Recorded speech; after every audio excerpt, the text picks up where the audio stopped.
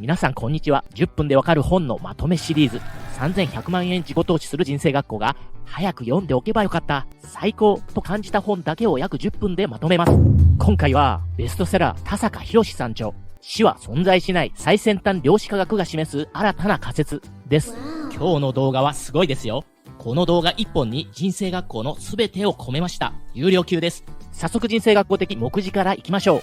なぜ死は存在しないのか。肉体が死ぬとどうなる？そもそも死とは何か。死んだ後、地獄が存在しない理由。過去、現在、未来は同時に存在し、未来も過去も変えられる。過去、現在の波動で未来予測できる。愛一元とはどういう意識状態か。運気を確実に引き寄せる方法。ゼロポイントフィールドにつながるたった一つの最高の方法。著者の田坂先生が数十年かけてたどり着いたこの内容をご覧いただければ、死、そして生き方について、宗教、科学、最先端量子力学も交えて、究極の大事なポイントについて、ほぼ網羅して学べるはずです。この動画で今後迷いが減って、人生激変する可能性あります。それぞれ簡単に見ていきましょう。なぜ死は存在しないのか。ある科学者は、死んだら無に帰すると言います。またある宗教では、生まれ変わりがあると言います。ですが、著者の田坂先生は、最先端量子科学の仮説をもとに、はっきり言います。死は存在しない。つまり人間は死にませんというのです。言い換えると、肉体は滅んでも死後の世界があるというわけです。ではなぜ死は存在しないかというと、結論から言うと、真の私は死なないからです。このあたり、次に説明していきますね。肉体が死ぬとどうなる？田坂先生は今まで25年で100冊も本を書いて、技術者、量子力工学の博士、経営学者で内閣官房参与に就任した経験まで終わりです。そんな田坂先生自身、もともとは死とは無に帰することと思っていたそうです。ですが、最先端の量子科学、ゼロポイントフィールド仮説などを踏まえると、今では死は存在しないと言われているのです。このゼロポイントフィールドとは、最先端の量子科学で、この宇宙が始まって138億年と言われているのですが、そのすべての出来事、すべての情報が波動情報として記録されていると言います。仏教でいうところの荒屋敷、古代インド哲学でいうところの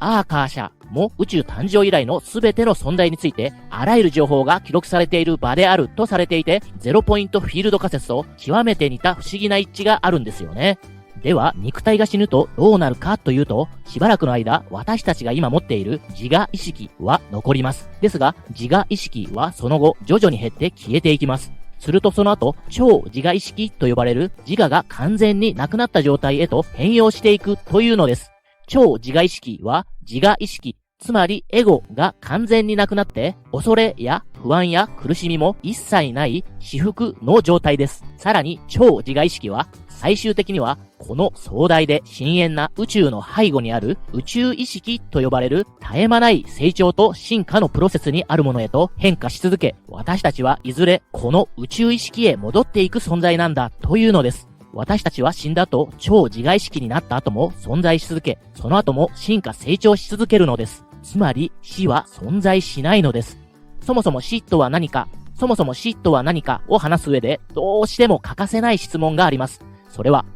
私とは何か。一般的に言われている田中太郎などという私、それは自我意識としての現実世界の私です。この自我意識が消えてなくなっても決して消えない私というのが存在するんです。これが真の私と呼ばれるものなんですね。では、真の私とは何かというと、これこそが宇宙意識なんです。例えば、無残に殺された人、恨みを持って死んだ人、強い悔いを残して死んだ人などの自我意識も同じく消えていくのかというと、消えていくんです。ただ、そういった人の自我意識は、ゼロポイントフィールド内の様々な否定的な情報を引き寄せるので、そこに短い期間ではありますが、苦しみに満ちた世界を生み出すことになるだろうと言います。ですが、そんな人であっても、間もなく自我は消えていくので、苦しみも消えていくのですね。つまり、不安や恐怖、悩みも苦しみも悲しみや怒りも、そうした否定的な想念を生み出す自我自体が消えてしまうので、私たちの意識はいずれ至福に満たされた世界に向かうことになるのです。このプロセスを仏教用語で言うと、成仏する。この至福の世界を涅槃というのです。死んだ後、地獄が存在しない理由。ある宗教では、地獄や奈落など苦しみに満ちた世界を語っていることに、田坂先生は疑問を持っていると言います。私たちの意識がゼロポイントフィールドへと中心を移した後は、肉体的苦痛の原因となる肉体は存在せず、恐怖や苦しみの根源となる自我も消えていって、誰でもいずれ至福の世界に至るからなんですね。だから地獄は存在しないのです。なぜ世界の宗教が死後の世界を恐ろしい世界や苦しみの世界を描いたのかというと、宗教が社会の秩序を維持するために政治によって利用されたからというのですね。例えば、生前に善行をしなければ天国に行けないとか、生前に悪行を働けば地獄に落ちるといった物語を語る必要があったというわけです。ゼロポイントフィールドの性質を考えると、本来、真の宗教は、人々を恐怖や不安によって動かそうとするのではなく、人々に希望や安心を与える永遠の至福や光明一元の世界を説くべきと言われているんですね。また、キリスト教では天国、仏教では極楽、イスラム教ではジャンナというように表現は違っても、死んだ後、至福に満たされた世界があると述べていることは、ゼロポイントフィールドの観点から見ても、明確な根拠があるというのです。過去、現在、未来は同時に存在し、未来も過去も変えられる。アインシュタインの相対性理論では、過去、現在、未来は同時に存在しているとされています。また、現代の最先端物理学者、ポール・デイビスは、時間というものをタイムスケープというもので捉えています。どういうことかというと、風景と同じように地図を広げると、すべての山や川や地形が一目で見て取れるように、この宇宙の空間的な広がりのすべてと宇宙の時間的な広がりのすべてが一目で見て取れるものと言っているのですね。宇宙の成り立ちからすべてを記録しているゼロポイントフィールドの中では、過去、現在、未来の情報はおそらくこうしたタイムスケープのような形で存在していると考えられているのです。もし過去、現在、未来の情報がタイムスケープのような形で存在しているとしたら、私たちは現在の行動を変えることによって未来を変えることができるだけではなく、過去も変えることができるのです。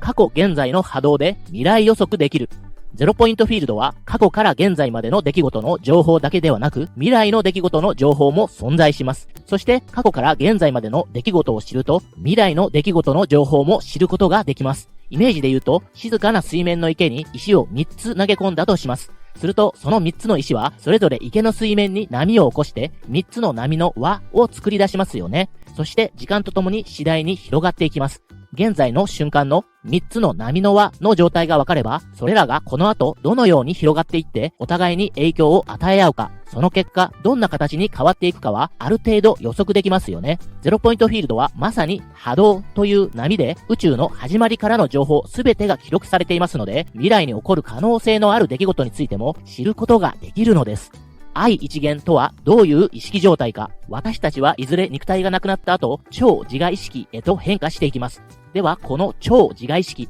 どんな意識なのか、もう少しだけ詳しく言うと、それは、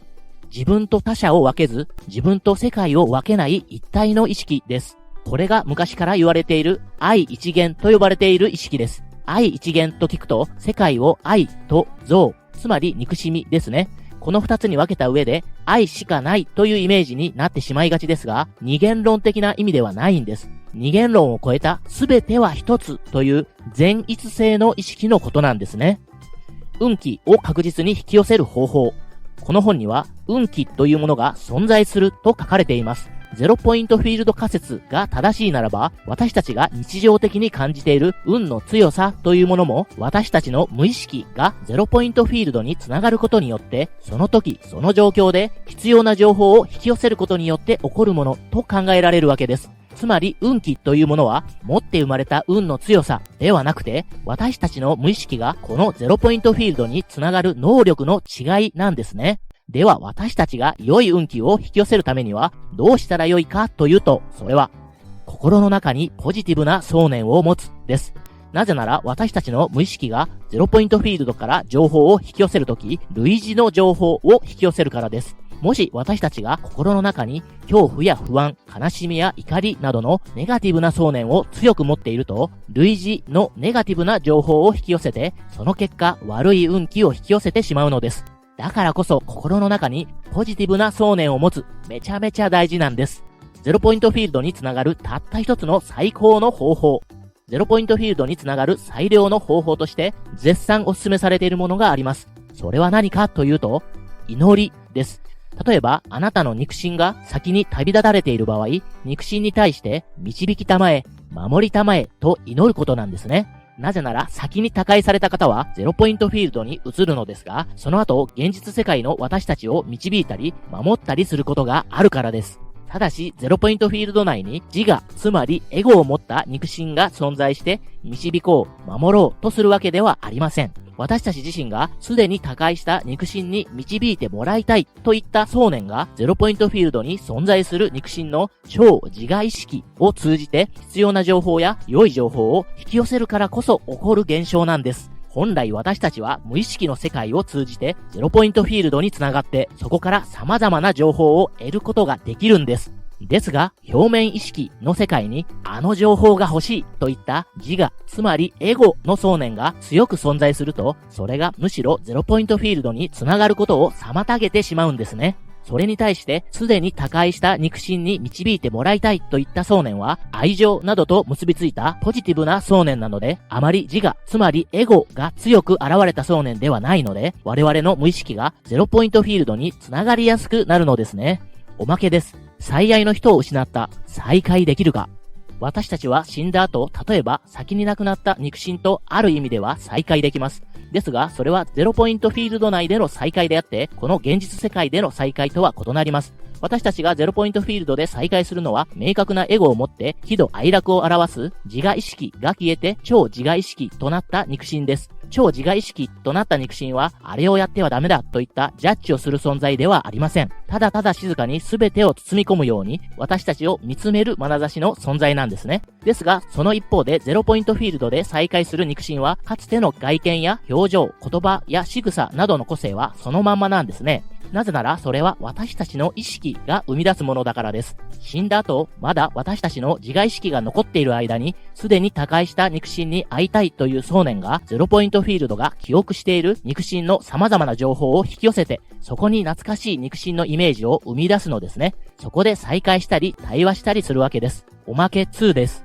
人間に天才は存在しない。人間は天才という人はおらず、ゼロポイントフィールドにつながる能力が高いか低いかどうかだけの違いで、天才と呼ばれるかそうでないかが分かれると言います。予感、予知、不思議な直感、ありえない偶然、前世を覚えている子供、このようなことはすべてゼロポイントフィールドにつながることが得意な人がゼロポイントフィールドから得ている情報であると考えると、辻褄が合うんですよね。安心して生きていてよい。生きていればいろんなことがあります。誰にも言えない苦しいこと、悩みもあることでしょう。人間ですから、誰でもたくさん間違って失敗だってします。ですが私たちはどんな人であっても、いずれは浄化されて、宇宙意識という苦しみも悩みも一切ない至福の世界へと帰っていきます。そうだとしたら、宇宙ができてから138億年、壮大な歴史と比べると、私たちの生存期間は、ほんの瞬きくらいの一瞬を今生きているのです。そう考えたら、あと少しだけ生きてみるのも悪くないかもしれません。少し先に旅立ったあの人、あのペットちゃんがあなたのことを今も必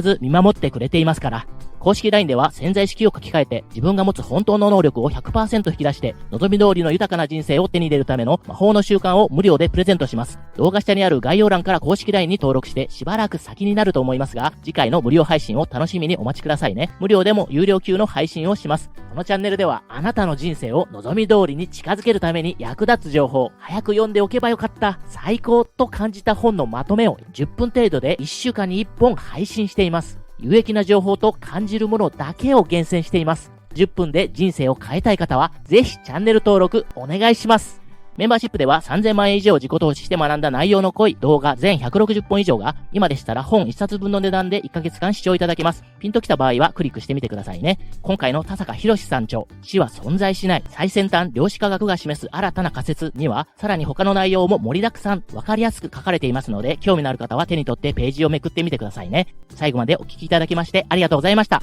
あなたは真の私は死なないということを知るだけで、人生の見え方が変わってくるかもしれません。あなたは死んだ後意識があると思いますか？もしよかったらコメント欄で教えていただけると嬉しいです。それではまたお会いいたしましょう。ご縁に感謝いたします。